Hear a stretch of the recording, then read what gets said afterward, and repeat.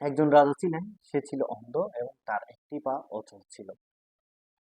তখন সে তার রাজ্যের যতগুলা চিত্রশিল্পী রয়েছে, অঙ্কন শিল্পী যারা রয়েছে, তাদের সবাইকে ডাকলেন, বললেন আমার একটা ছবি এঁকে দাও।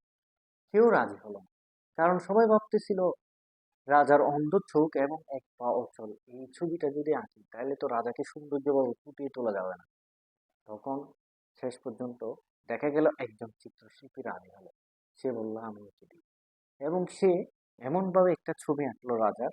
রাজা হরিণ শিকার করতেছিল চোখ বন্ধ করে, এক পা মুড়ে সে হরিণ শিকার করতেছে এক চোখ বন্ধ করে। মানে দেখেন কি সুন্দর একটা কি প্রতিভা, কিভাবে সে একটা সৌন্দর্যকে তুলে ধরছে। এবং সেই ছবিটি আঁকার পরে রাজা তাকে অনেক পুরস্কারে পুরস্কৃত করলেন, শুধুমাত্র ছবির জন্য নয়, ছবিতে থাকা সেই অমুক বার্তাটির জন্য। মানে ছবিতে যে বার্তাটি দেওয়া হয়েছে, সবারই আসলে কি কোনো না কোনো দুর্বল জায়গা আছে, সেই দুর্বল জায়গা বাদ দিলে কিন্তু সবাই সুন্দর। কিভাবে, মানে কোন বিষয়টা বাদ দিয়ে তুমি দেখবে, সেটা নির্ভর করছে তোমার উপর। ধন্যবাদ।